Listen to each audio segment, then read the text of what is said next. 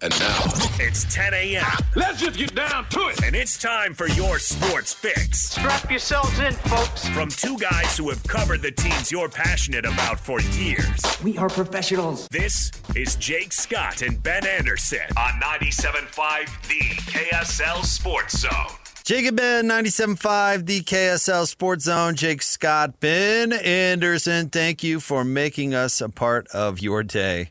How are you, Ben? Doing well. How are you? Well, I'm grumpy about a couple things, but I'm trying to get over it.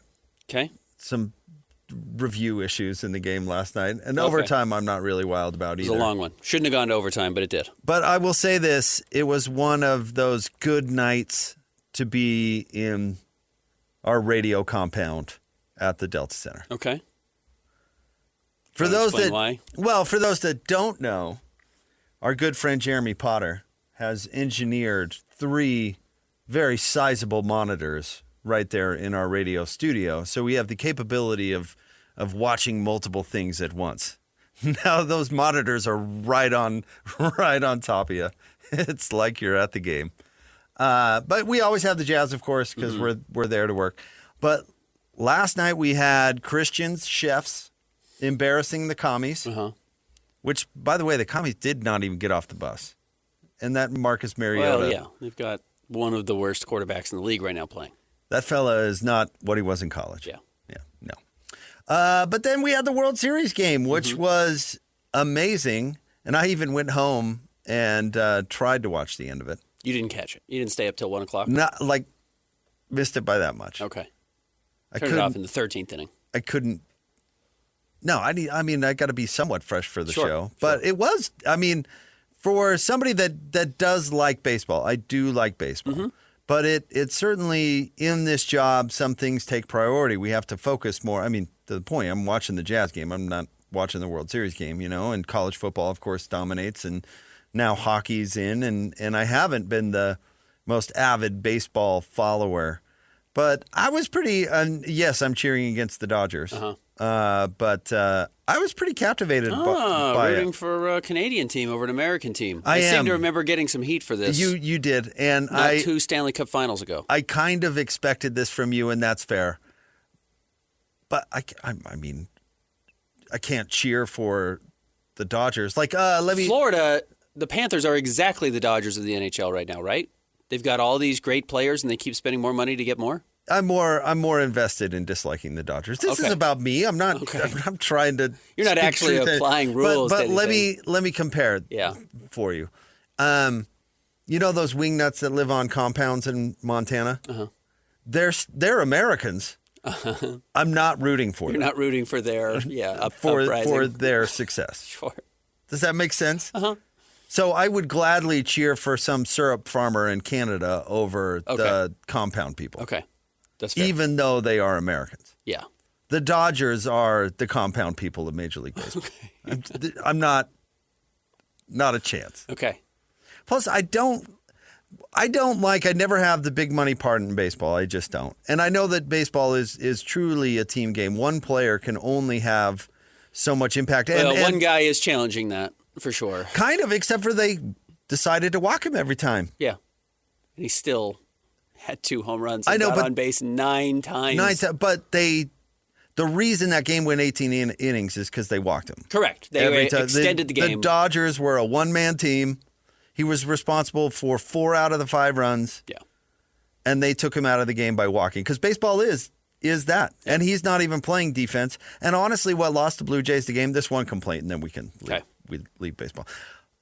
I don't follow the Blue Jays closely.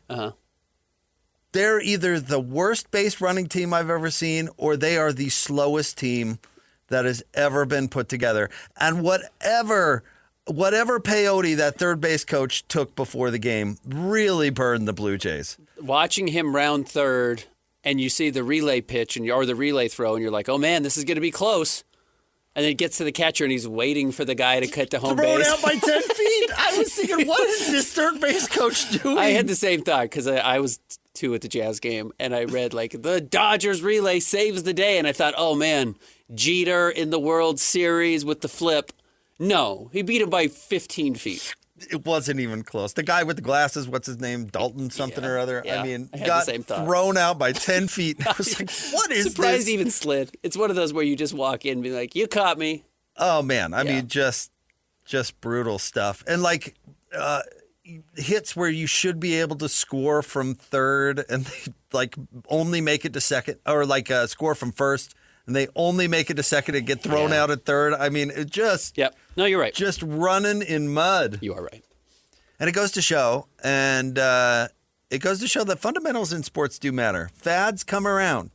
And, analytics tells you this, and analytics tells you that, and now you do this, and now you do that.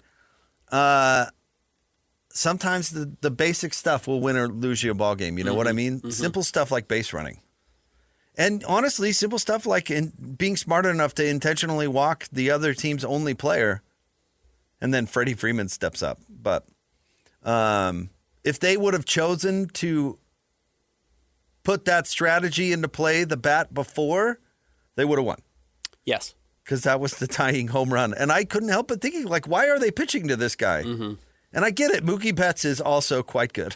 Yeah, he is. But on base 9 times, to your point, 4 for 4 with 2 home runs and 2 doubles has never been done before. I know he's pitching tonight.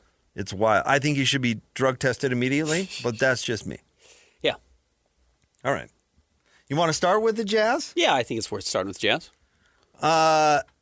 Okay. I'm aggravated about the overtime that should never have been. Okay. I'm way aggravated about the reviews. It was pretty remarkable the way that Devin Booker hit those shots. But the takeaway was, Ben, I thought, is that they pulled it together and won in overtime. I actually thought it showed some pluck. Uh-huh. Because you blow a 7-point lead with 22 seconds left to go.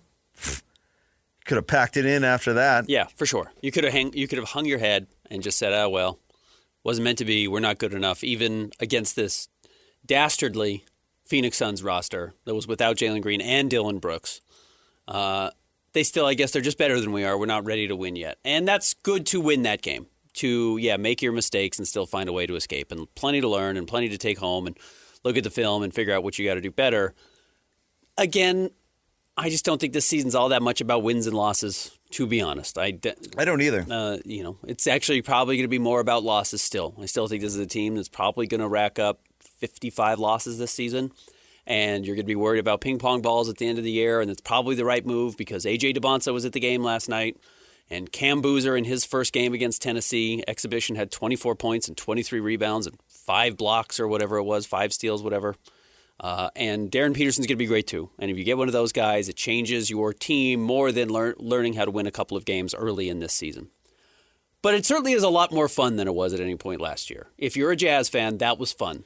Well, you're selling hope and progress. And you are, for sure. That is palpable. You can see it. But there weren't even random one-off fun games very often last year. Because they were trying to lose. Correct. They are trying to win. Right. And so you get a 51-point game from Lauri Markkanen. And you know what? That is endearing. That is, I remember when I was in the crowd for that. I remember watching that game on TV. I remember my dad let me stay up late because the game went to overtime and we watched it and Lauri was awesome. And Walker Kessler had two blocks in the final minute to seal the game. And Keyonte George feels like he's turned the corner. All of those things are there that you didn't get a real chance to see much of last season. And I think the fact that they've delivered that now in 2 of the 3 games is pretty promising for the fan base to have a watchable product again, which is a low bar, but it was a bar they did not meet last season. You missed one. My dad let me stay up late to listen to the postgame show. Correct. Let me hear Tim Lacombe and the other guy talk in the postgame show. Very important. In a young person's life. Okay, can we please get rid of replay? Can it just please go away? Explain this to me, Ben. And I get the explanation, actually. But Lauri Markkanen gets fouled like 3 times by Royce O'Neal. Mm-hmm. Then he gets fouled by Colin Gillespie. Mm-hmm. Then he decides to take Colin Gillespie's face off with an elbow. Throws an elbow into his face. And it looks fairly painful. Uh-huh. They go, okay, let's review this thing. Let's really dive in and get a look at it. They didn't call one of the 6 fouls that those 2 players had on Lauri Markkanen. They didn't call the elbow removing the face of Colin Gillespie. They called a jump ball because Royce O'Neal got his hand kind of in on the ball at the same time as Lauri. What? I had the same thought. What? Obviously, I had the same thought because... Can we just get rid of it? It doesn't even make sense. Half the time, they get it wrong. Yeah. That is baffling. And by the way, that is a game-altering mistake. Yeah, and it took forever. And it took forever. Because, like you, I saw the replay initially. I was like, okay, this is going to be a 15-second delay, which the NBA has tried to speed up their replays. But I thought, okay, this is going to be quick because that was obviously a foul. Lauri was hacked. Or they're going to call it on Lauri. And then the longer it went on, I thought, oh, they're going to reverse this. Absolutely, they're going to reverse this. This is going to be a foul on Lauri for throwing the elbow in Colin Gillespie's face. And then they did neither, and they did the jump ball, which did give it the Suns the opportunity to tie the game and send it to OT. And listen, old Walt Clayton Jr. has got to come down with that rebound. I mean, there were a number of, like Walker Kessler couldn't get a rebound. Right. And the Jazz a lot of that stuff was really self-inflicted. Devin Booker made some crazy shots, but he's a great player. I just couldn't believe that. I had to, Locke really didn't know, and I didn't either. I mean, in real time, Locke was like, I have no idea. I don't think he said this, but you could hear it in his voice. Like, I don't know why it's a jump ball. Yeah. But we've got a jump ball. Yeah. Again, yes, that was a weird part of the game. The significance is that the Jazz have 3 players that are playing really high level right now. And as you try and sort through what is what and who is who and what this team is going to look like going forward, and some guys take a step forward and some guys take a step back, I know Walker had one of the worst games of his career in Sacramento in the Jazz's last outing on Friday. But 2 of his first 3 games, I think he's had, 20, 10 double-doubles. Keyonte George, through the first 3 games, is averaging 20 points and 9.7 assists per game. His 3 ball is not falling. I would remind you that last season, through his first 5 games, he also shot 20% from 3. Right now, he's at 18%. He needs to be a little more efficient in general, but he is here to play. That's the important. He's here to play. And right now, inside the arc, which was a big problem for him in years past, I think he's shooting 65% on 2s right now. So, yeah, 65%. So when he's not hoisting 3s, he's very efficient. Yep. He's scoring at a really high level. He's getting to mid-range jump shots. He's getting all the way to the basket for layups. All of that stuff is really good. And he's getting to the free throw line 6 times a game where he's shooting 95%. Like, the shot is there everywhere but the three-point line. Even if he just gets back to last year's 34% three-point rate, if he's shooting like that from 2... Good enough. He's really good. Yeah. I mean, that's a very efficient player. You can survive bad three-point shooting if you can finish everywhere else. And if he guards a little bit, all the better. Which he has been. And again, 20 points and 9, he's top 5 in assists right now in the NBA, 9.7 assists. I don't know if he's going to be at that number, but there's really not a whole major reason why he can't. The way he's playing the game right now is really a high level. And if, my prediction throughout the summer, and I probably said it on social media a lot, is that Walt Clayton Jr. would be the Jazz's starting point guard midway through the season. And we've seen Keyonte have blips of real high-level play only to fall apart. If Keyonte does this, he's the Jazz's point guard for, the next half decade. This is a more important development than Lauri Markkanen scoring 51 points last night. We know Lauri can score. He's almost had 50 in a Jazz uniform before. I don't think Keyonte's ever laced together 3 games like this. Yeah, I don't know. We'd have to go back and look at it, but I take your point. I mean, he had a stretch after the All-Star game last year where he put a bunch of games together. I can't remember how many they were, but to your point, I think you get a different vibe from the guy entirely. Like he was our walk-off on the radio broadcast, and he was the TV's walk-off on the television broadcast. Now, Ben, I don't think we're giving out Jazz PR trade secrets when I say that doesn't happen. Usually TV gets one guy, radio gets the other. And the reason is because nobody wants to do it. Right. Certainly they don't want to do 2. Certainly they don't want to do 2. Yeah. And this, I don't know, maybe some could mistake this for, arrogance or leadership. I don't know. Sometimes it's a fine line. But I like it that he took the headset for both. He's like, this was a big game. This is a big win. And he had a vibe of more like, this is more to come. I mean, it was more maturity. I'm not really explaining this maturity very is well, exactly right. And Keyonte has been... It was a different vibe.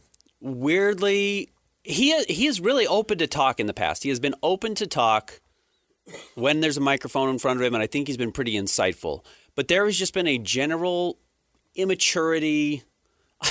The term, he's just kind of a stinker. I don't know how to say it. He's just he just kind of has that wry look at his eye all the time, like he thinks something's a joke. And he kind of has had that for the first 2 years of his career. And it almost undid some of the progress that it seemed like he was making on the court at times. And last night we talked to him after the game as well. I don't know if he said this in the walk-off interviews. I didn't hear it.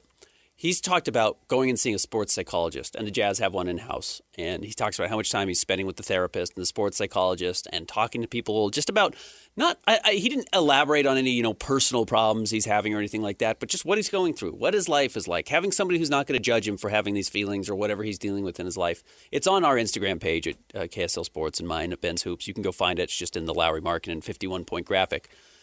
It was really interesting to hear a person grow up. And he's done it in front of you for the last 3 years, and it seems like he's really taken a major step that direction.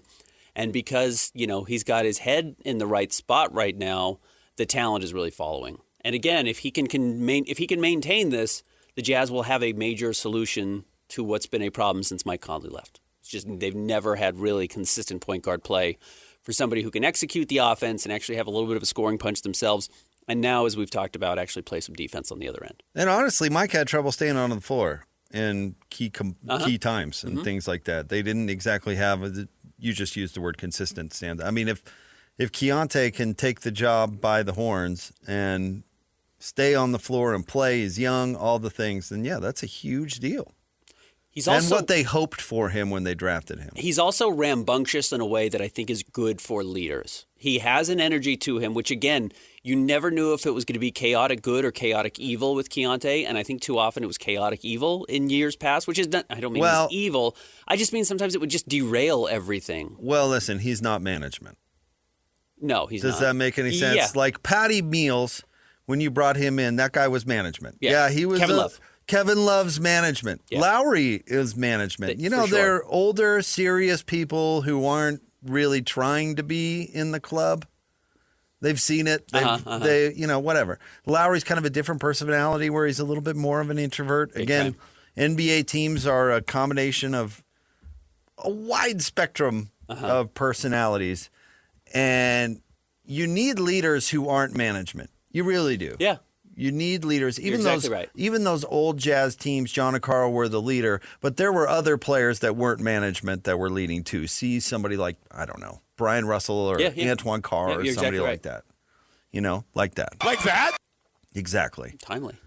And so I don't know if, naming a leader or talking about leadership is weird and subjective, but I think most good teams probably have a pretty solid leader that's not necessarily management. I think that's a really good point. Keyonte will stay out after curfew and have another beer. That doesn't mean that...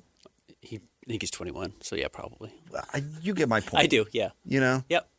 So I think if he could be that, I absolutely think that, because he's got one of those personalities that's a little counterculture, or however you want to put it. He can be cool in the locker room. He's not really management, but if he listens and is coachable, it's the only way he's going to stay in the league. So if he kind of meshes those two, you never know. And it appears that he's coachable and he listens because he's had a great start. Yeah. And again, this is not starting on, last Wednesday was their first game, was not the first hint of this. I told you, I was informed that the Jazz traded Colin Sexton because of how well Keyonte George had taken to the summer and how early that began. And then Will Hardy yesterday said he got into great shape in the offseason. He's in the best shape on the team, and it happened early. It said he got into great shape really early in the summer and has maintained that throughout.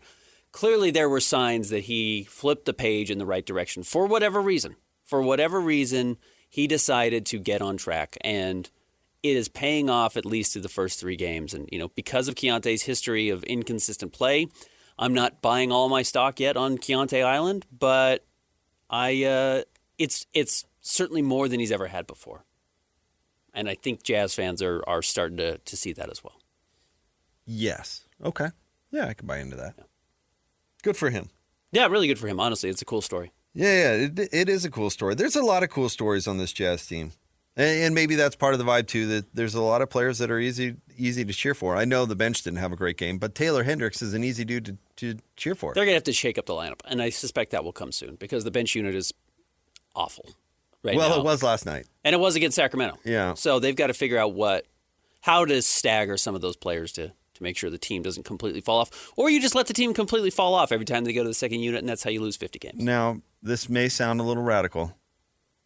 Make a trade for Joe Ingles. Okay. That's the shakeup the unit needs. Joe Ingles, management, non-management?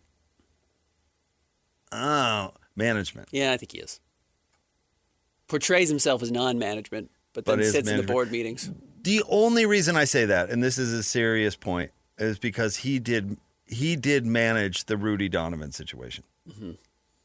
The keeping those two at least on the same team and together or whatever. Sure. He did manage that. Yeah. And that's what the team needed. I mean, that's what had to happen. Yeah, of course. Jeff Hornacek, management. Management. Oh, yeah. To the point where he's literally in management now, right? Jeff Malone, not management. Not management. That dude wasn't management. Stephen Morris, not management. No. Mark Jackson, not management, dressed like the manager, dressed like the CEO. Turns out he was trying to get the CEO's job. Turns out. All right, stay tuned. Top 3 stories of the day at KSLSports.com. Coming up next, Jake and Ben, 97.5, the KSL Sports Zone. It's time to break down the biggest stories of the day. This is the Top 3 Stories of the Day on KSLSports.com. 97.5, the KSL Sports Zone.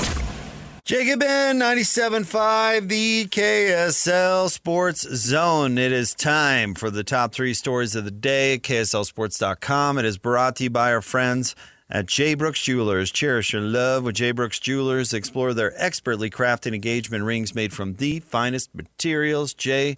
Brooks Jewelers. All right, Christian, where do you want to start today?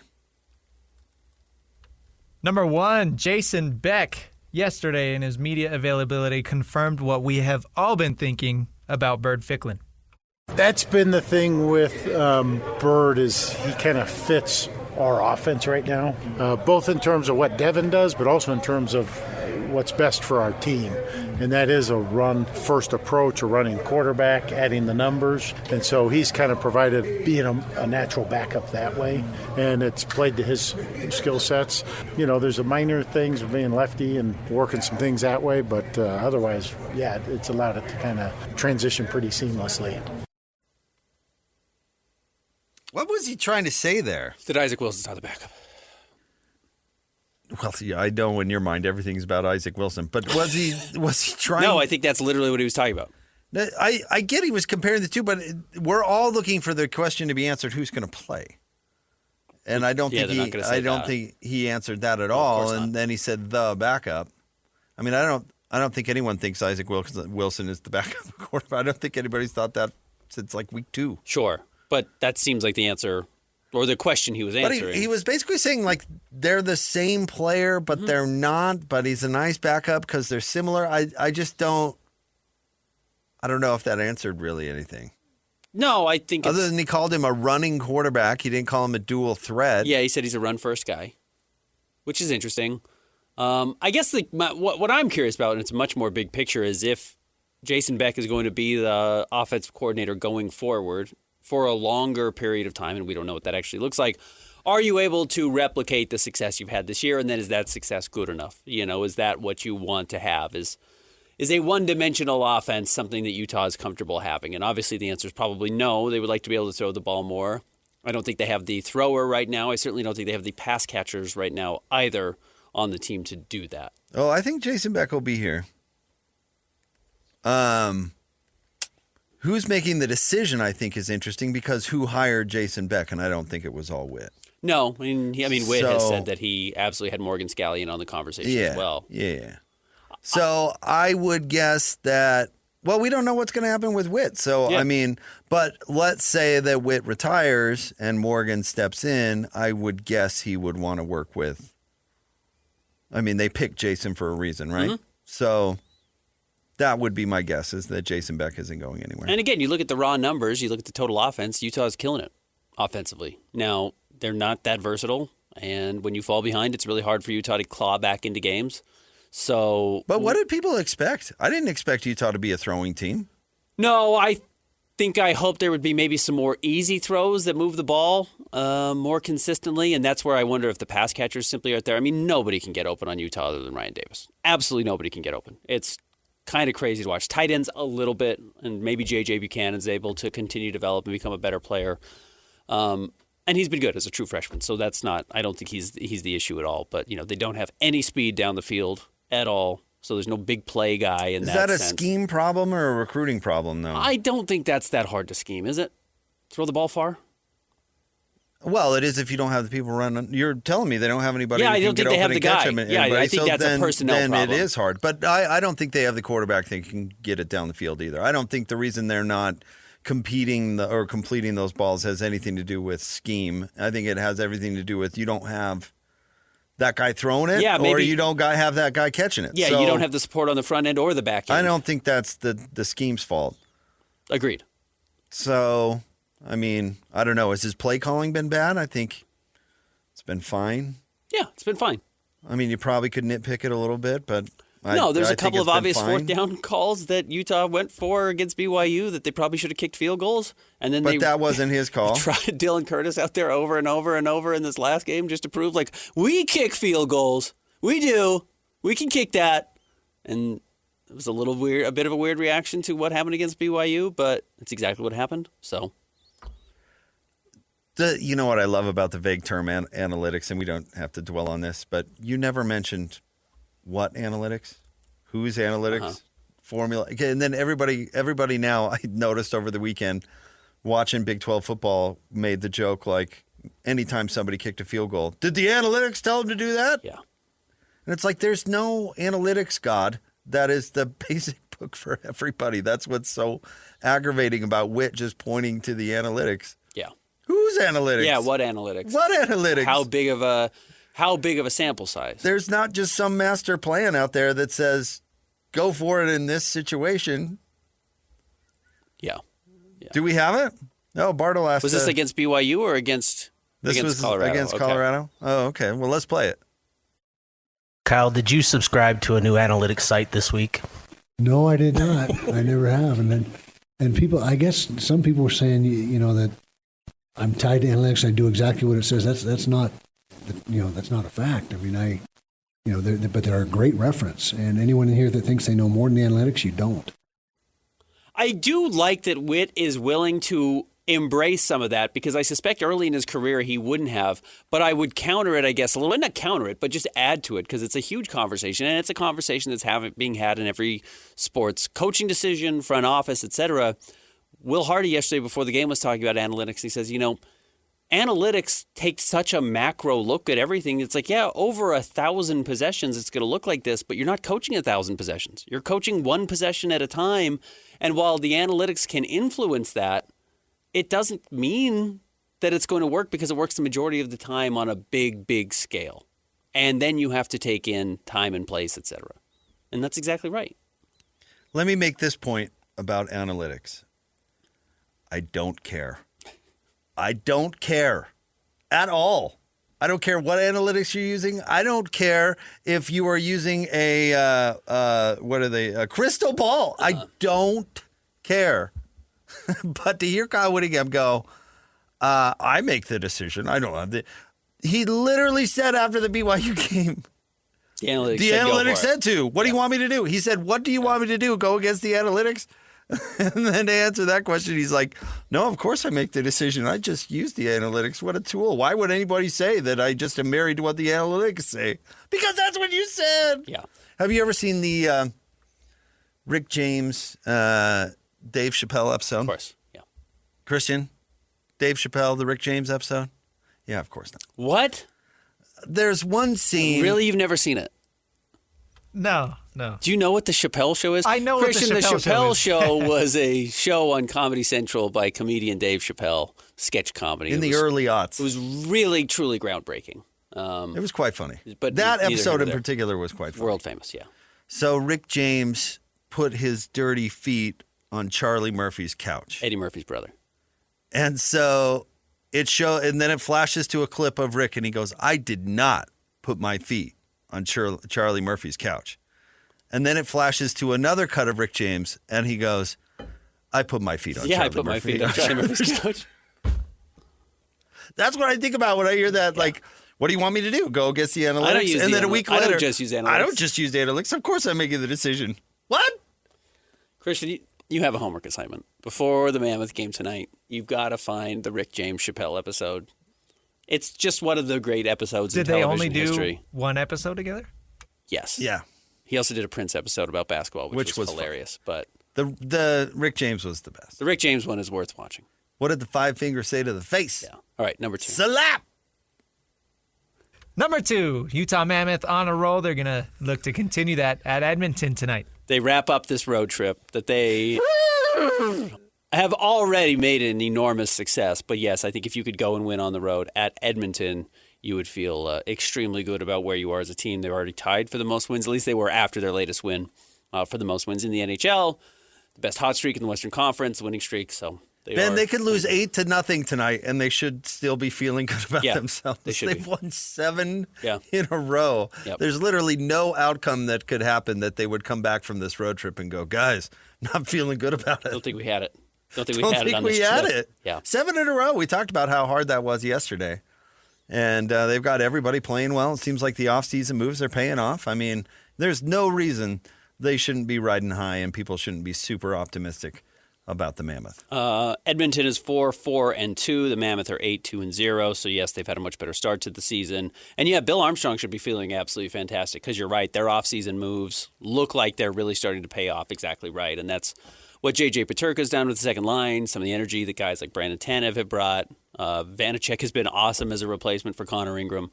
A lot of the things they've done that you hope to have an immediate impact are having an immediate impact. And not to mention, you drafted all these young guys, a lot of them first rounders, but kind of spread throughout the draft, and Dylan Guenther and Logan Cooley.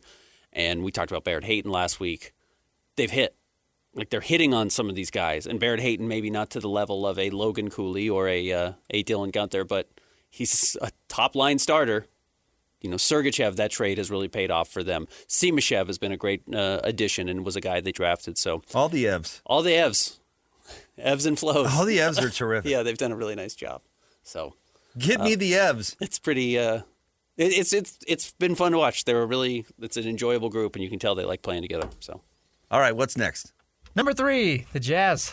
3 games in, they're 2-1. Lowry dropped 51 last night. Is this real or not? you know what's one of the things that the Jazz did not do last year for the first time in a long time was win games at home. The Jazz always win at Delta Center. Yeah. That has never been an issue. One of the reasons why the Jazz are such a bad team for other people to bet on, and I don't bet on sports, so I don't care, but you can set a low over-under and then realize, they always go 500 at home. And you play 40 games at home. So you're built into 20 wins. So that's automatically to get you, to a point where you probably don't have the worst record in the NBA until last year. And now through the first 2 games, look, that was not a truly stellar performance last night. The first quarter was awesome. It was a 12-point game at halftime. Jazz were trailing in the third. They blew a 20-point lead. They had a 7-point lead with 23 seconds left. Went to overtime. They're playing against a Suns team that is not going to make the playoffs, that was missing 2 of their 3 best players. It's not exactly inspiring. And they've already lost to the Sacramento Kings, who are also a non-playoff team. So they've had some fun performances, 2-1 in what is undoubtedly going to be the worst stretch of their schedule, the easiest stretch of their schedule, these first 6 or 7 games, because they play a bunch of non-playoff teams. I'm not sure I'm buying in that this team's going to make a run for 30 wins still. Oh, I think they could. I think it depends on, health. Sure. But if they're trying, they can win 30 games. If they are trying the whole time. If they're trying the whole time, they can win 30 games. I have no doubt. I think that's accurate. I don't know if the Jazz are going to think that that's in their best interest. Yeah, because the NBA is stupid, and it's not. Yeah. So I don't know. Call me pessimistic. No, but they're going to play by the rules that the NBA has set. I got it, but that's not how they're talking right now. No, it's not. Nor is it how they're playing. And I think it would be disappointing if that's how things go, even though it's for the best of the franchise. So if they do pour it on and they try, and Lowry plays 75 games. Mm-hmm. I mean, it's the modern NBA. I don't think he's going to play all 82. But if he plays 70 games, 75 games, yeah, and Keyonte has made the step and he plays. Which he always does. One of Keyonte's best things is he plays a lot. He plays. Yeah. And Walker plays, and these other guys come along. I mean, think about it, Ben. All the rest of the young guys outside of the three we just mentioned kind of sucked last night. Yeah, they're really bad. Yeah, Bryce was terrible. Ace has not been good yet. Phil wasn't very good. No, Filipowski was not good. Phil. Chris Morris, by the way, in the last segment. Well, Morris. you conflated Stephen Howard And Chris Morris. Chris Morris, not management. Stephen Howard, management. No one's ever been more management than Stephen Howard. That guy was pure management. The day he walked through the door. Yeah, had like the good haircut. All of a sudden, so Jazz Marketing is like, excuse me, can we put you on a billboard? Probably brought a resume to his training camp. That guy was management. Yeah. What? By the way, if you missed our first segment, we talked about how Keyonte can be a leader in kind of a unique way where he's not management. He's still kind of part of the crew. Uh-huh. And how, certain leaders are management. They're an extension of the coach. Famously, John and Carl were both management. But maybe Brian Russell or Antoine Carr was a little bit of a leader. Antoine Carr's the best example. As not management. Yeah. Guerrilla leadership. Yeah, right.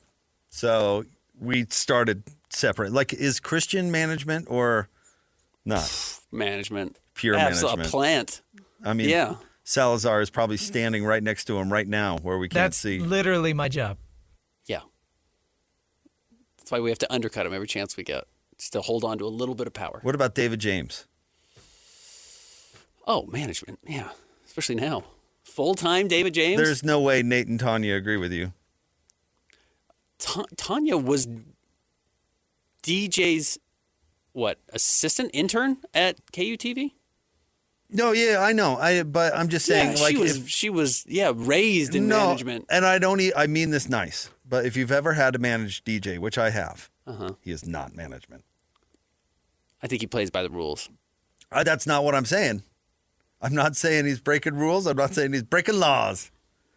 DJ's management. But to say that DJ just falls in line. You can't pull the wool over my eyes. DJ does not just fall in line. No, he does not. No, but that doesn't mean not management. PK, not management. Agreed. Not management. PK. That's why that show works. Hatch? DJ management. Management. Oh, I'm telling you, not management. Okay. All right, stay tuned. We've got Jazz tickets to give away next. You want to do it right now? Okay, why not? You're the boss, Christian. Management. Yeah, seriously. Let's give away some Jazz tickets. Caller 12, 801-575-ZONE. You win a pair of tickets to go see the Jazz and the Blazers coming up tomorrow at the Delta Center. 801-575-ZONE. I haven't checked the latest reports, but I don't think Chauncey's going to be there.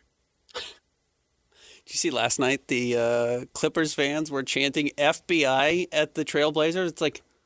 Oh, you know who's the happiest about all of this is Steve Ballmer and the Clippers. This. Oh, he is loving it. He's like, wait a minute. You guys are also under investigation. Maybe not by the FBI yet. I'm not the biggest scandal in the league anymore? Yeah, okay. Yeah, life is good for me. Way to go, Chauncey. FBI. FBI. Front row. Sweaty Come Steve on, Ballmer. let's go. Stay tuned. More next. Jacob Ben, 97.5, the KSL Sports Zone. Nobody gets you ready for Utah football more than the KSL Sports Zone. Ready? The Utes get set for another huge Big 12 game as they square off against Cincinnati. Your home for the best coverage of Utah football is right here on 97.5, the KSL Sports Zone. You're listening to Jake Scott and Ben Anderson on 97.5, the KSL Sports Zone. Jake and Ben, 97.5, the KSL Sports Zone. Want to remind you to win big every Wednesday on the KSL Sports Zone with Win Ticket Wednesday. This Wednesday, you can win tickets to see comedian Brian Regan live at Delta Center on Valentine's Day 2026. Get tickets at SeatGeek or listen to the KSL Sports Zone all day on Wednesday for your chance to win. Ben, we don't need to dwell on this, but if this becomes a thing, I'm going to be quite upset. Listen, I realize that the days of tacking up the newspaper in front of the John are over.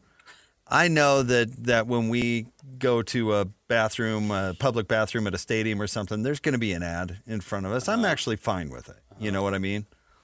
But in China, Ben, they may start making you watch an ad to get toilet paper. Okay. Did you listen to something?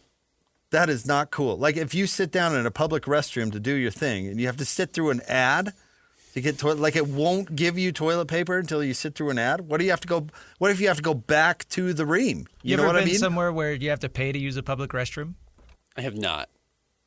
Though that's basically every store now is like only paying customers. But you're right. Well, You're I talking mean, about like actually certain other putting like a countries, quarter in. Like in Mexico, yeah, you have to pay Yeah. to use some of the public restrooms. I'd rather have that than watch an ad to get toilet paper.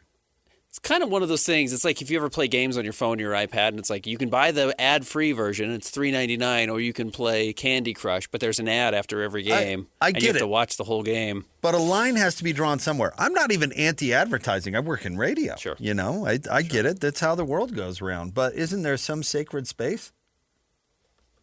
What if you watched the ad and there was no toilet paper? I'd be irate. I don't want to be the guy responsible for the bathroom after you're forced to watch an ad and no toilet paper comes. I just hope It's gonna that take revenge. I hope that technology doesn't make it across the pond. Yeah. And then the other People thing, don't use every advantage to make money. Yeah. and the other thing, I don't know if I'm a Jaylen Brown fan, but I kind of like this. Okay.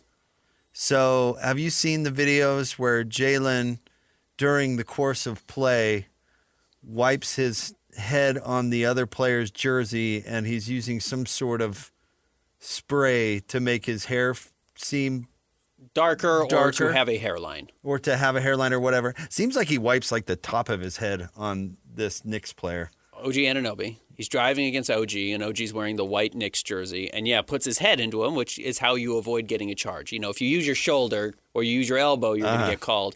If you put your head into somebody, you're not. But, yes, half of his head rubs off onto OG Anunoby's jersey. Black mark. Big brown stain across his Now, I actually understand. We all get older and we're sensitive about things. And, like, I honestly, I do get it. But you know what Jaylen Brown did?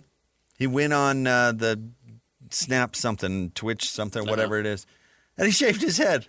Oh, and did he leaned into the bit, which I love. I think that's great. I think it's endearing. I mean, everybody's self-conscious, and you could be embarrassed by something. I'm sure he was. But then to go, all right, let's go high and tight. We'll shave the rest off. It's funny. Is endearing. I like Jaylen more today than I did yesterday. I do like Jaylen, but he went to the Carlos Boozer barber who just painted on the hairline. I'm sure there's a bunch of guys that do. Oh, of course, absolutely. I remember MJ was self-conscious before he went bald. You remember that? Before he just decided to bick it. So was Mailman. Well, he did the Rogaine commercial. He did the Rogaine commercials and then decided to just go for it. Rudy Gobert recently in the bald club, right? Gobert has gone full bald. He went from bleach blonde to bald cue ball. But I don't think his is because he's losing his hair. I think Rudy, it's more of a Britney Spears situation. I think Rudy has like mania. Sometimes he's like, I'm shaving it. I'm going for it. I'm going through something. I barely recognized him when I was watching the Wolves the other day. But yeah, I think that's funny for Jaylen just to go, all right, I'll shave it off. Funny. That's hilarious. Yeah. Good for him. Yeah. Do you think OG was like, what just happened? Come on, man. What's the deal here? Got to play the rest of the game with this big black mark on my jersey? Come on, man. On your white jersey. On the white jersey. Yeah. Yeah, the guys, you probably can't see it as well on TV, though TVs are so good now. You wouldn't believe how much blood is on players after games. There is blood on jerseys. Walker Kessler's knee was all bloody last night after the game. There's a ton of blood. It's like you kind of get used to it. There is not huge smudges like that across people's jerseys. You don't see that. It's not football. Dude, Lauri had like a laceration on his arm. Did so you? Did Svi, yeah. I mean, every time you've ever seen Jokic play, he's all scratched up and bleeding. Cut your fingernails. Yeah. Come on now. Yeah. That or grow them out on purpose. Like I could see the clinic doing that. Yeah, for sure. Yeah. Best nails in the biz. Yeah, exactly. All right, stay tuned. We'll have more coming up next. Powerball! Great. Straight ahead, 97.5, the KSL Sports Zone. Who is climbing? Who is falling? And who just flat out stinks? Some of y'all football sucks. This is the Big 12 Power Poll with Jake and Ben on 97.5, the KSL Sports Zone.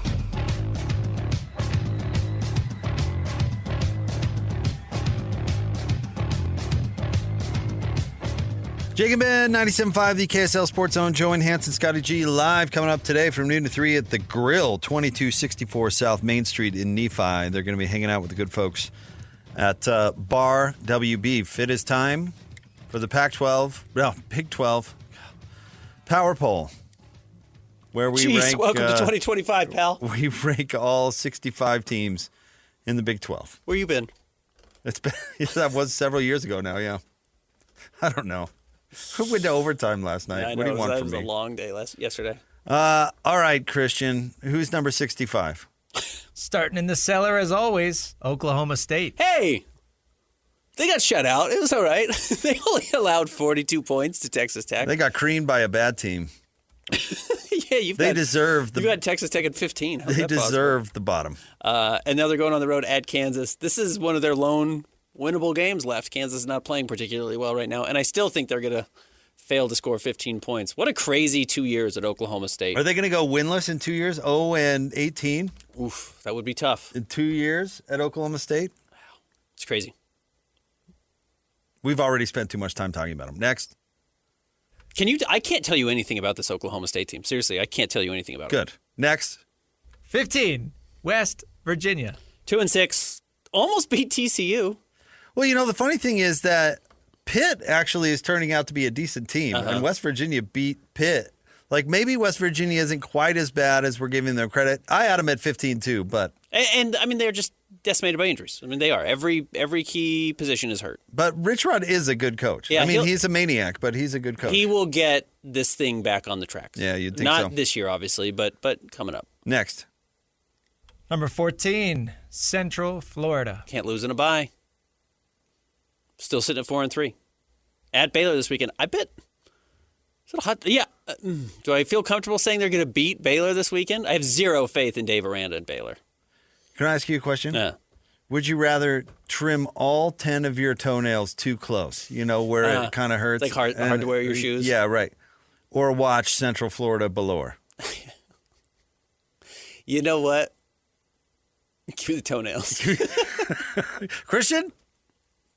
Yeah. Taking the toenails? Builds character. Yeah, it does. No, you don't build anything from watching Baylor Central Florida. You don't have to trim them again for a while either. That's true. It's nice. Next. No long-term gain from watching that game. No. Kick your feet up. Get an excuse to relax. I can't walk around. Number 13. I trimmed them way too close. Kansas. We're chilling. Blood all over these socks. Kansas 4-4. Crushed by Kansas State in the rivalry game. I told you it was coming. Rock chalk no longer. No, I told you Kansas State is this year's Kansas. They're the team are. that's gonna wreck it for everybody because they're a lot better than they showed at the beginning of the year. And yeah, they creamed the Jayhawks. 42-17. Kansas does take on Oklahoma State this weekend, so they should win that game. That helps. And we'll see if they can get to a bowl eligibility. They sit at 4-4. Next. Number 12, Colorado. Wish I could have ranked them lower. But we literally can't. Yeah, because they might be worse than Kansas. I could see that. They could be worse than Kansas. And then they beat Iowa State a couple of weeks ago. They did. Probably that's should the have. redeeming game. Probably should have, but they are 3-5. And the last time we saw them, that's the worst we've seen any team play against Utah in the Big 12 to date, over 2 years. Yeah, they didn't. They completely ineffective on both sides of the ball. Worse, way worse than what we saw from Arizona State in a similarly large blowout 2 weeks ago. Yeah, this was a no-show performance from Colorado. Disaster. And they're 3-5. I don't think they're going to a bowl game. Next. Number 11, Belour. I wish I could have ranked Belour lower. Yeah. I don't think they're anything to write home about. Give me the toenails. Not. Again, the rule of thumb, if you think you should have fired your coach 2 years ago, why is he still your coach now for the most part? So they're 4-4. Baylor's going to be looking for a new head coach this offseason. I'm not rooting for Dave Aranda to fail at all. I don't want people to lose their jobs, but they've kind of been dancing this dance with him for too long, and they're going to move on this summer. The rule of toe. I like that. Yeah, give me the toe. Baylor taking on Central Florida this weekend. Next. Number 10, Iowa State. I don't think Iowa State's bad. I think we're moving into kind of we're moving into a little different. This is absolutely a different tier. A different tier, though, in the Big 12. Iowa State looked good at the beginning of that game. I mean, they did. They didn't roll. I mean, they didn't no-show against BYU. Colorado looked good in the first quarter against BYU, too. BYU's a little bit of a slow starter. Yeah, maybe that's it. But I think Iowa State's a lot better than Colorado. They just lost to Colorado, so I don't know if that's true. I know. I still think that, though. Maybe I've just got recency bias with Colorado, but they had literally nothing going for them. Iowa State at least had something going for them. Maybe Iowa State's just not that good. And again, the funniest thing is Matt Campbell scoring 24 to 27 points and saying, all right, pack your things. We're going home. That's it. That's all the offense ever has to do. That's all they can do. It's pretty, as much heat as Witt has gotten in his career about not having the type of offenses that can score points. What they do consistently every week, year after year at Iowa State is score 24 to 27 points and be good but not great. It's just the Matt Campbell special. Well, they've lost 3 in a row, so we'll see if they can fix that. I do think they win this weekend. They take on Arizona State. Wow, you think complete collapse for the Devils? Yeah. Sam Levitt's out? We'll get to it at Arizona State. Next. Number 9, Arizona. Another uninspiring team, but they are 4-3, and they didn't lose last weekend. They had a bye. They'll probably beat Colorado. And they'll beat Colorado. In Boulder. Yeah. All right, next. Number 8, Arizona State. I did have Arizona State ranked behind Iowa State. I had them at 10. But yes, they are without Sam Levitt. Last time we saw Iowa State or Arizona State without Sam Levitt, they looked truly atrocious. But to be fair, they did beat Texas Tech 2 weeks ago. Dude, Houston's going to be in the championship game. I know we'll get to Houston later, but they beat Arizona State in Tempe. There's a real shot. That's like their last hard game. Yep, there is. They've got TCU and Baylor the rest of the way, but Baylor's not particularly good. We'll see if Houston can just handle the pressure of knowing that they control their own destiny. Next. Number 7, Kansas State. This is, for a team that's only 4-4, which is by far the worst record among these top 10 teams. By far, it's a game worse. But they are coming on a little bit late in the season. And as you mentioned, they're a headache. Utah's not in the running, I don't think, for the Big 12 title game, barring some crazy shenanigans to end the season. But Kansas State's a dangerous game. You got to be careful with those. I've been saying this for a long time. Always beware the underachieving team, because they could start achieving at any moment.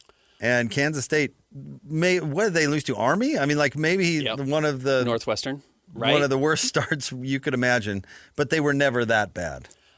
They could really, really throw a wrench in the Big 12 this weekend. They play Texas Tech at home. They could win. They could win this game against Texas Tech, knowing that this is their opportunity to play spoiler. And then, it would just set up everything for BYU and Houston to coast into the Big 12 title game. Kansas State's chances are a lot like Utah's. If they can figure out a way to run against that defensive line, then they've really got a good chance to win. They close the season with Texas Tech this weekend at home, at Oklahoma State, at Utah, and clearly Utah is really tough to beat right now at Rice-Eccles, and then home against Colorado. They're easily going to get to a bowl game, I think. I mean, you chalk up victories over Colorado and Oklahoma State. They're at 6. Question is, can they get to 8 and salvage their season? Next. Number 6, TCU. 6-2. It's a good year so far. Yeah, it's a good year so far. They just beat West Virginia 23-17. Honestly, not super inspiring. They should be 7-1 because they should have beat Arizona State. Yes, that was a crazy game. They let that get away. Yes, they did. So I don't know if that means they're better or worse, but they should probably be 7-1. There's a chance they've won their last game. Coming up next Saturday, not this Saturday, a week from Saturday because they've got the bye week. They host Iowa State. We'll see. They're at BYU. They're at Houston, and then they're home against Cincinnati. Yeah, that's rough. That's really, really rough. Yep, that's rough. All right, next. Number 5, Texas Tech. How far down did you rank them? I moved them up from last week. You moved them up. Christian, you dropped them to 5. I moved them from 8 to 6. Christian does not believe in them. I've still got them at number 2. I still think they're the second best team in the conference. Well, you're wrong. Christian, you want to defend your argument? They lost to Arizona State, and Arizona State stinks. I think the top terrible. 5 are all pretty interchangeable. There's going to be a lot of beating each other in there. I mean, I definitely think Texas Tech is better than Utah because we saw that in Utah with both teams healthy, and they crushed Utah. Devin Dampier's foot was barely hanging onto his leg. That's Devin Dampier's fault. He told us that he was like stop running 15%. Him. Then stop playing him. That's not Texas Tech's fault. I'm not going to hammer Texas Tech for beating up Utah's quarterback. Utah beat up Texas Tech's quarterback, too, and the backup came in and stomped them. And Utah beat Arizona State, and the Raiders lost. So I don't know. And I have Utah above Arizona State. I know. So do I. So Texas Tech deserves to be higher than this. They are taking on Kansas State this weekend before a huge game next weekend against BYU. The advantage there. You just said Texas Tech's going to lose to Kansas State. I didn't say they were. I said Kansas State could throw a wrench into the system, by winning that game. I still think Texas Tech wins this your game. Your Raider homerism is shining through. Me and Moe Jaguar. Seriously, hate that guy. Next. Hey, what's next? But BYU has a bye week before taking on Texas Tech. That's a nice advantage. Number 4, Utah.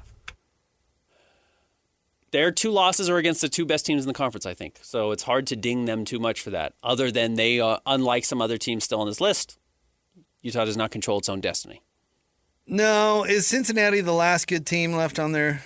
I'm going to have to bring up their schedule. No, because they play Kansas State. With Kansas State, yeah, but I mean, conference contender, I guess, is what I'm getting for. Utah takes on Cincinnati this weekend, ESPN Game Day, College Game Day, at Baylor, home against Kansas State, at Kansas. It's not a cakewalk. They're better than Baylor. I think they're better than Kansas State, especially at home at Kansas. But it's just one of those weird games where... No, this is the last one for Utah. They got a real chance to win the rest of them. Kansas State will be tough. I'm not trying to undersell it, but this is the one. And by the way, big one for sure. It was just announced that Cincinnati's leading running back. Now he's not their only running back, but their leading running back is not going to play against their best Utah. running back. So there's that. But their quarterback can run, and they do have another guy. So it's a big game. It's not comparable to, say, Sam Leavitt missing against Arizona State, in my opinion. But it'll be tough for Cincinnati. I don't know. The way to play Utah is play them tough up, or to beat Utah is to play them tough up front, and I don't know if that's how Cincinnati does it. Agreed. So we'll see. Cincinnati needs this game more than Utah does. Oh, because they still have a chance. They still have a chance at the conference title. If they suffer another loss, they no longer control their own destiny. If they win out, Cincinnati should be going to the title game. Next, Number 3, Houston. rolled Arizona State, Ben, and I don't think they lose again in league. They host West Virginia this weekend. They're at Central Florida. They're home against TCU. They're at Baylor. TCU looks, again, TCU's the hardest pretty good. game, sure. And we'll see. You never know at Baylor, but Baylor's a 500 team. Yeah, Houston's playing really well. That's a very impressive season. They should honestly send a nice little gift basket Burt Yormark's way, because he really gave them a great schedule. Yeah, he did, because Old they Burt have not really laid it out for him. There's never been a time when I think they've actually looked all that impressive this year, but the schedule has allowed them to. In fact, their win over Arizona State was by far their best win, and clearly they're doing it against an injured Sam Leavitt. But they beat Arizona 31-28. Yeah, they crushed Oklahoma State. That doesn't mean anything. They got crushed by Texas Tech. They barely beat Oregon State. They beat Colorado by 16, I guess, but yeah, it's not. You just told me the Raiders are the greatest thing since sliced bread because they creamed Oklahoma State. Yeah, they lost by 24. Yeah, Houston looked terrible against them. Yeah, I don't think Houston's that good, but I do think Houston's schedule sets up for them to, if they just take care of business and are better than these teams, go into the Big 12 title game, which would be insane to play spoiler. I still think they're better than the Raiders, even though they lost to them. Next. Number 2, Cincinnati. Cincinnati beat Baylor. Baylor's probably better than Cincinnati, even though they just lost to them. By your logic, over the last 7 teams we've ranked. But Cincinnati, 7-1 at Utah. Huge game. Going to win by 20. Utah or the Bearcats? No, the Bearcats. What's our guy on YouTube saying? Is he mad at Jake again? Going to come in and steamroll him. I don't know what to make of this game, truthfully. We don't know who's starting a quarterback for Utah. Utah is seemingly really difficult to beat in Salt Lake City. And they do also seem to have some momentum despite the fact that they lost 2 weeks ago. I do think Cincinnati will score where Colorado was unable to for the vast majority of the game. So we'll see what Utah's offense is asked to do. I mean, I still think Utah is vulnerable if they have to play from behind, but maybe that's not the case. Kicks off at midnight, right? This is a midnight start. Dang near. Yeah, cool. What is it, 8:30?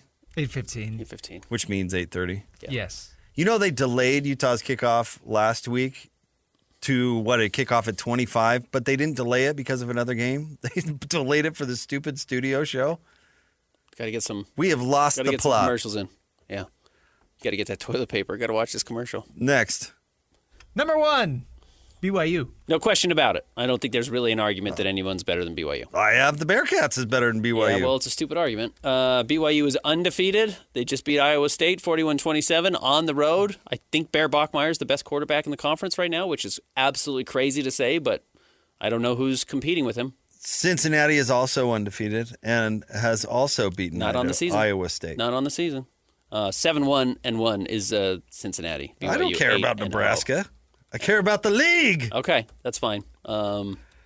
BYU played great over the weekend. It was a game I told you I thought they were going to lose. I did when LJ Martin went down and the defense was not looking good at all. And the fact that the freshman threw them to a win, I think, is remarkably impressive. I don't know. We probably get into arguments about who is the best quarterback in the league, but that was a great win. He's in the conversation. And if BYU had that with the rest of that roster, how good the wide receivers are, how good the defense can be, it's not always, but can be, and then special teams probably the best in the conference, great coaching, set up for a big season. Now they just have to run it out. They have to close out the final 4 games of the season after this bye week strong. They have firmly earned your number 2 ranking, second best behind the Cincinnati Bearcats team in the league. Yep. I have Good for something to them. play from last week. Speaking of Cincinnati. Okay.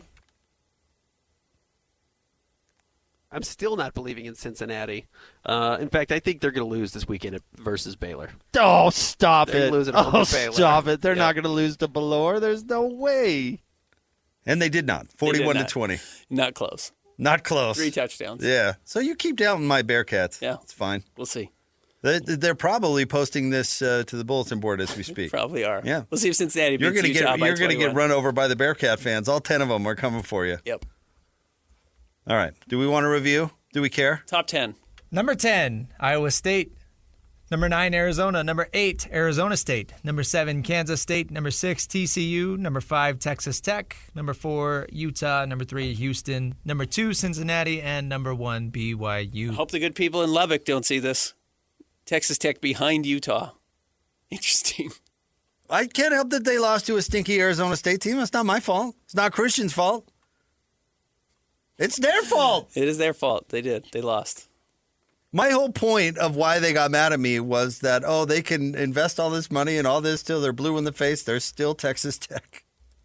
If they miss the conference championship game this year, it would be something. BYU's going to beat them. Yeah. We'll see. Who do they play this week? Kansas State's going to beat them. I can't wait till Kansas State beats them. That'd be great. Monday is going to be incredible. Kansas State wins. And my Bearcats win by 20. Sticking it to the Utes, as always. What do you want from me? I'm a Bearcats guy. I'm like with the analytics. I'm obligated to put them as high as possible. Mm-hmm. All right, it is a Jazz Ticket Tuesday. Let's Have give you away looked some. at what Cincinnati has done in conference so far? Seriously, Of course, I've watched every minute. Okay, here is Cincinnati's conference schedule to date. They beat Kansas, juggernaut, 37-34. They beat Iowa State, their best win, at home, 38-30. They beat Central Florida 20-11. They hung 20 on Central Florida, the toenail team. Then they went on the road and absolutely destroyed powerhouse Oklahoma State, 49-17. And then they beat 4-4 Baylor, 41-20. That's their wins. Notice use the word wins there. That's the teams they've beaten. Wins. They have one potential win that might matter, and that's over Iowa State, who is ranked number 10 in our poll, and their best win of the season is against them. Everyone else is 10-16 or 11-16 on the poll. And they close the season with Cincinnati, Arizona, Baylor, and TCU. They're going to go 1-3 to close the season. And Brian Johnson barely beat Oregon State. What do you want from me? Did they win? 1-3. Did they win the game? Cincinnati's about to be exposed. Or did they not? Cincinnati's about to be exposed. Mickey Mental joins the show. Coming up next, it's the Jake and Ben Show, 97.5 the KSL Sports Zone. Who's got it better than us?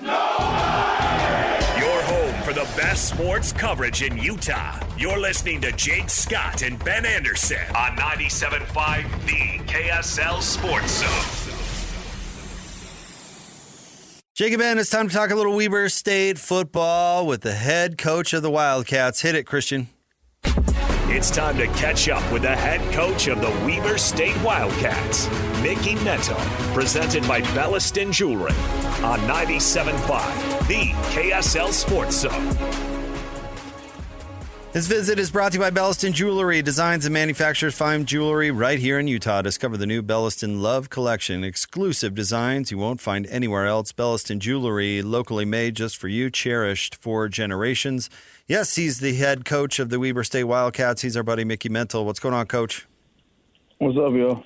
Coach, I look at just the overall stats of this game, and you beat them in total yards, you beat them in rushing yards, you beat them in yards per play, you beat them in third down efficiency, and you lose 23-20, and obviously the turnovers are a big part of that. When you see that, does that make you confident that, hey, you really outplayed them in a lot of areas, and the turnovers were the issue, or does it hurt the opposite direction? I think it's a little bit of a balance act. I think our kids played hard. They played well defensively. I think it was our best game of the year. We have a muff punt return that gets them on the 1-inch line. I mean, they punch it in, and then we get a safety. That's 9 points. There's your game. So we're right on the cusp of doing what we need to do week in and week out. We just got to not have the little hiccups. I covered Jerry Sloan for a long time, and he was interesting. After losses, he would be very even and cool and not critical. And after big wins, he'd almost kind of be more critical of his team. Mm-hmm. But it was interesting to see how he picked his spots. So I'm curious, how are you after a tough conference loss? I mean, that's what that was. It was a tough conference loss. How was your demeanor, and how do you react as a coach? Oh, I mean, you compliment them because they did play really well. You don't want to take that away from them, but you got to point out the mistakes and move forward. And then, obviously, for a couple of those guys that made key mistakes, you got to pick their confidence up and push them to get better. 199 yards of total offense for Eastern Washington. You mentioned your defense was playing well. What was working over the weekend? Man, those kids were flying around. They stopped the quarterback run, which was really, really important. I thought the first level up front played really well, knocked back and causing penetration, and then the backers flew around, and then our DBs did what our DBs have done all year and guarded really well. Montana seems to always be good, but this year they are undefeated. Tell us about this year's Grizz. The Grizz are good. They're offensively, they're explosive. They got the number 3 passer in the country. I think the 8th rusher, and then the first in all-purpose yards. So they're explosive offense, and defensively they're Montana, so they're going to blitz and be downhill and be physical. Does it start to feel like the end of the season is coming quickly, or does that feel a ways off? Are you just trying to take it, 1 week at a time, as the cliche says? Oh, always 1 week at a time. Work too hard to jump ahead. Montana, is this the type of game? They're number 3 in the country, and then Montana State, who is your next opponent, and again, I know you just said one game at a time, is actually ranked number 4. So when you go up against one of the top teams literally in the country, is this where you pull out all the stops? Is this where you kind of, we've been saving this, let's go for it, especially that you're at home? I think you try to win the football game every week, and if opportunities present themselves, you get a little creative, but you got to play sound football against these two teams. All right, Weber State fans, get out there, support. The Grizz are coming to town. It's going to be a big one, 1 o'clock kick in Ogden. Get out there and support the team. Coach, we always appreciate talking to you. Thank you very much. Appreciate y'all. Thanks, Coach. There's Coach Mickey Mental. Tough loss to Eastern Washington. And I'm always curious about that with coaches, because Jerry was very much that way. He was not a pile-on type of coach. I know some coaches like to really get after it after tough losses, because that's when ears are open. I'm always curious to how coaches deal with that type of adversity. Again, when you lose a game, you can't really go out and pretend that you didn't, but they outplayed Eastern Washington. You can look at the stats. I mean, that was a lopsided game in favor of Weber State. You hold a team to 30 yards rushing and under 200 yards of offense. They don't score in the second half. You got to feel like you can win that game. But, you commit a penalty like that, or a turnover like that on the special teams that we have seen. Like that? Be such a benefit for BYU. It's hurt Utah at times this season. It certainly hurt Iowa State in that game, and then hurts Weber State here. You just can't make those mistakes. I told you, I asked Reno Mahe about that. The punt returner is the worst job in sports. Yep. Can you think of a worse one? Right. Unless you really have the ability to, to be Britton Covey and like you're truly great at it. Oh, there are people who are great at it. That's a different thing. There's no way that Britton enjoys it. No, it's not a good job. Talking to Reno was funny. He didn't enjoy it, and that kept him in the NFL for multiple extra years. Yeah, and kick return, totally different. Totally different. Kind of fun, pretty fine. You have a good opportunity. Most of the time, you're just going to say, let it bounce out of the back of the end zone. Not a big deal. Think about this. If you're fielding that punt, you're fielding that fly ball, right? And honestly, the only thing keeping the other team from ending your life is you waving your hand. Yeah. Who's to say that one of those wingnuts on the other team doesn't say, screw it, I'm just going to tattoo this guy? Yeah, right. I don't care. 15 yards? Whatever. He's waving his hand. Wave this. I did feel truly frightening. Damon Greaves, is that the punter from Colorado? He had a rough second quarter. That shankopotamus that he had was as bad. That was as bad a punt as I've ever seen in my life. It go 8 yards. I mean, it didn't go anywhere, and he was already backed up against the goal line. And then Utah blocks the next punt. That was not the kindest coaching performance from Kyle Whittingham. And he's supposed to coach to win. You don't need to take. You don't need to have sympathy for anybody. Your job is to go out there and find any advantage you can. But Greaves probably had a pretty rough. You see, Skip Bayless tweeted about that. Did he? He did not. He accused Utah of running up the score. Yeah. Skipper did? That guy's still alive? What's he doing? Tweeting about Utah. Yeah, defending Deion Sanders, apparently. Just on the snap talk? Yeah. Yeah, that punt. I had a buddy once who hit a tee shot, and it went entirely sideways, hit the tee marker, and then came back and hit him in the leg. And I said, that's a stroke, pal. I don't think that could have gotten worse. It's like that punt. Like, I don't think you could have had a worse punt. I don't think that shot could have been worse. Yeah, that was very tough. It was really tough. Ugh. See, now punter He got to punt a lot. That's good. He had 8 punts against Utah. Honestly, now punter is the best job in sports. Certainly the best job in football. Backup punter. Can't be beat.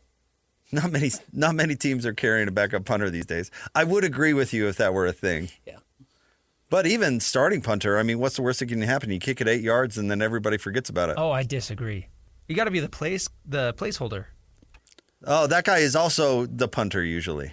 Or the backup quarterback. No, that's what I'm saying. That's why the punter. Oh, you'd rather not do that. I don't want to be the place kicker. You don't want to do that? That looks pretty easy. How hard could it be? I think you can become a dog there. Yeah. I think you drop that ball. Laces out, Dan. Yeah. Even the kicker still gets blamed for that. Yeah, that's true. The kicker's the one who missed it, regardless of what happens with the placeholder. As long as you don't completely But yeah, you're not miss it. it's not your only job if you're the placeholder. You have another job, Yeah. and that's the problem. But yeah, fielding punts, no thank you. Hard pass. Son, the only way you're going to be on this team is if you field punts. Well, I guess I'm going to go play tennis. He actually had a decent average, 43-yard average punting against Utah. Now, that is because he could kick it as far as he wanted to. This wasn't they were at midfield and they were trying to pin Utah inside the 10. Well, they were going backwards. They were just saying, just kick it as far as you can, every time. All right, stay tuned. We will wrap up the Jake and Ben show coming up next. But right now, let's give away some tickets. Caller number 12, 801-575-ZONE. We're hooking you up with a pair of tickets to go see the Jazz and the Blazers coming up tomorrow night at Delta Center. 801-575-ZONE, 801-575-ZONE. More next, 97.5, the KSL Sports Zone. Nobody gets you ready for Utah football more than the KSL Sports Zone. Ready? The Utes get set for another huge Big 12 game as they square off against Cincinnati. Your home for the best coverage of Utah football is right here on 97.5, the KSL Sports Zone. You're listening to Jake Scott and Ben Anderson on 97.5, the KSL Sports Zone. Two amigos on the airwaves, talking sports. They got him make jokes and also loves his tie guy. Ben's got style with his scarves. Oh my.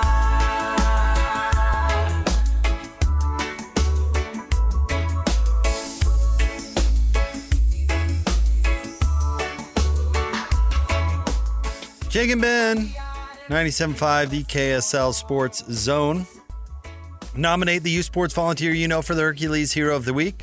Submit your nomination at kslsports.com/contest and listen every Thursday to JJ and Alex for the winner. Help us celebrate the efforts of those volunteers making an impact with the Hercules Hero of the Week, sponsored by Hercules First Federal Credit Union and Beehive Meals. Have we seen 4 50-point games in the NBA already? Am I right on that? And I could be missing one. Shea had 55. Lauri had 51 last night. Aaron Gordon had 50 for the Nuggets, and Austin Reeves had 51 2 nights ago. I think it was nearly in a triple-double. We are seeing huge scoring outputs right now. Luka's already had a 49-point game. It's pretty amazing, and I people may argue, I wish the days when they play defense. The NBA is in a good spot. It's an exciting product right now, and it is a little bit unfortunate that it's being weighed down by gambling controversy and aspiration and Kawhi Leonard getting paid under the table. Oh, well, I agree with that. I do think there's stat inflation. I don't think 50 points means what it used to. It does, or triple-doubles. Or triple-doubles or any of that There's stuff. so many possessions. Well, and they've totally changed the way the game is played. Yeah. I mean, not only shooting more threes, that's the obvious one, but the pace is another thing. Yeah. I mean, they're up and down the court so much more than they used to be. Yep. That's actually an argument about the injuries. People saying why there are more injuries. That's one I can actually buy into, that they're running more. There's more possessions. They're up and down. They're literally There's more playing wear and tear. more basketball. Yeah. And I don't mean games. I mean, yes, they are playing. They are squeezing In-game. more in-game. Yeah. More possessions, more running, more plays, etc. And it's less bumps and bruises from like a physical collision with another player standpoint, but it is more wear and tear on the joints and the ligaments and all that stuff because Soft they're tissue literally running more. Yeah. The pace is faster. They're scoring more points.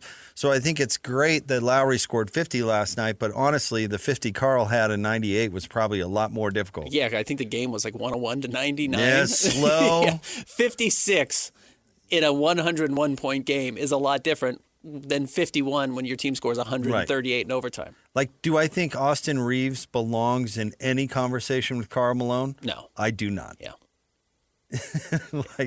I definitely do not. And you rattling that off, Aaron Gordon, 50 points, is he he's not a scorer. Is he a historic offensive player or whatever? Yeah, he had a great shooting night. He hit 9 of 10 threes, I think. And that, again, that's the change in the game. I'm sure Karl didn't hit a three-pointer in his 56-point Hot game. Dog had 40 against Charlotte. Yep. Or whatever it was, Hot dog! I was watching a Pelicans game the other day. Don't ask me why. Should have done the toenails thing instead. But they were talking about adding Saddiq Bey to their roster. And they're like, remember he scored 50 one time? I was like, oh, yeah, Saddiq Bey. Who hasn't? Yeah. Yeah. Yeah.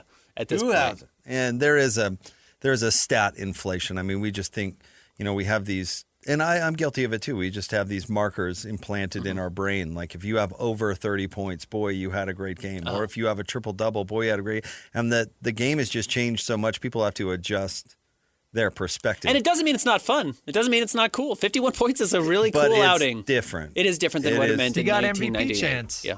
It's a little early. The a NFL, premature. The NFL's similar. Like 1,000 yards running doesn't mean what it used to be. Yeah, certainly 4,000 yards passing doesn't mean what it used to be. Not even Drake close. May is going to challenge for some passing records at some point in his career. Drake May is not better than Dan Marino. No, and it's really unfair to Dan Marino because you go look at his stats and you go, oh, damn. My dad told me you were great. Apparently not. It's like, no, it's different. Rusty Westbrook averaged a triple-double. Rusty Westbrook was not as good as Oscar Robertson. Correct.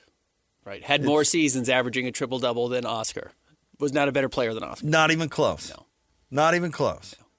So we do have to adjust kind of how we look at things. And hey, I'm happy for Lauri. I think the thing that stands out the most about his line is going 17 of 17 at the line. Mm-hmm. Lauri would be a 30-point-a-night scorer if he went to the line more.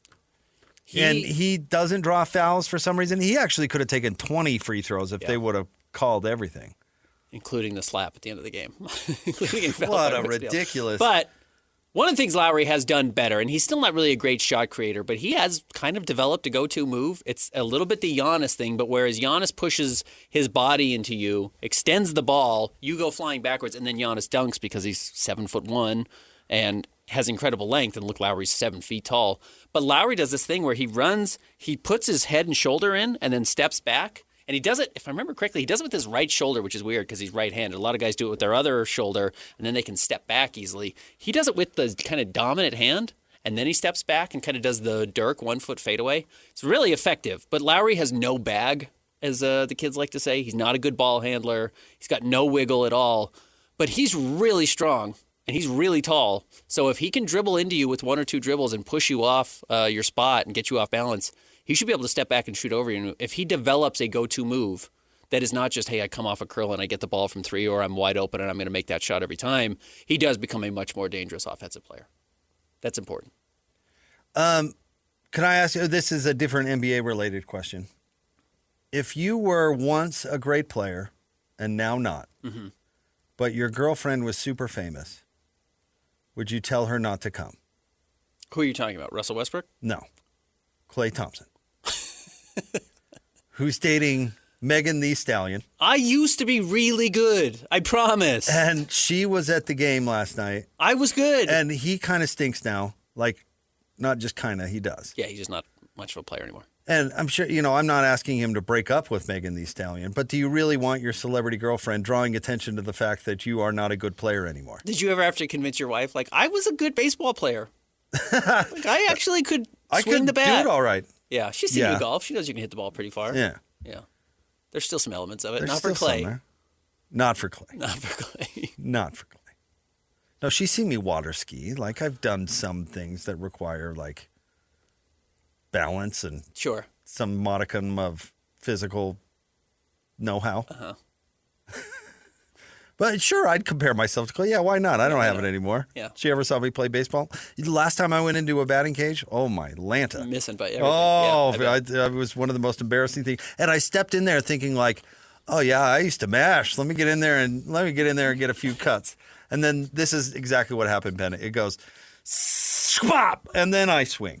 Like, it hits the mat. I heard it hit the mat. And then I used to be good. I used to be able to do this. No, I'm not even kidding. I stepped into we go up to the batting cage. They have the speed on the gate.